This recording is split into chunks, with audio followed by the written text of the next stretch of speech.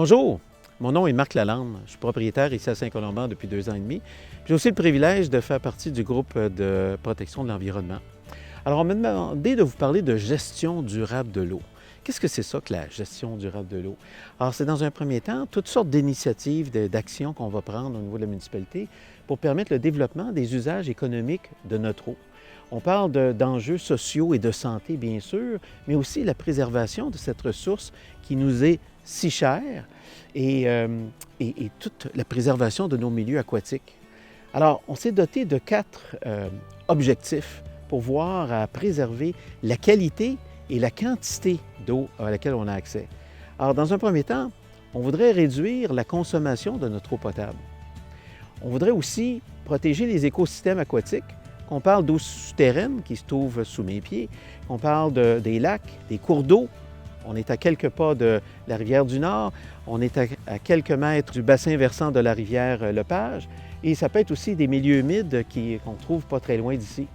Mais on veut aussi favoriser la recharge de la nappe phréatique, alors nos eaux souterraines.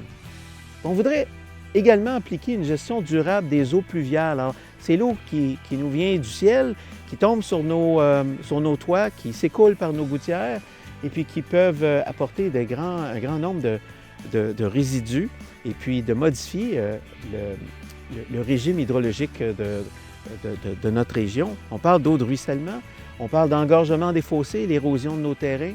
Alors, comme vous voyez, la situation est assez importante.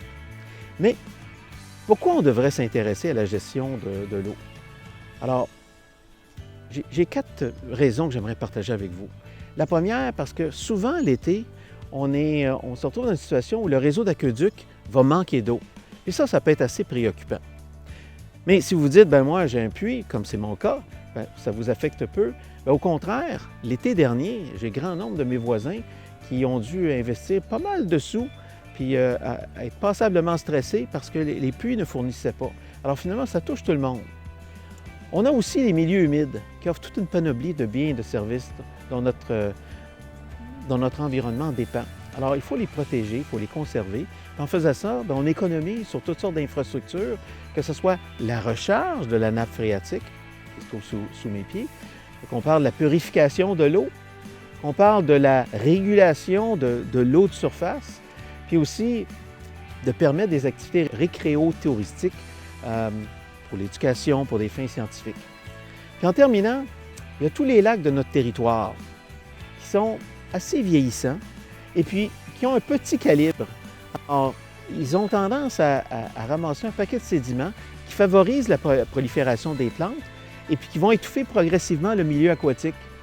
Alors, c'est également dû au fait que plusieurs de ces lacs-là sont artificiels et puis on a besoin de les protéger, de protéger la bande de végétation riveraine qui les borde, s'assurer de l'eau que nous, on apporte en raison de notre activité humaine, qu'on parle de fertilisants, de pesticides, nos installations septiques.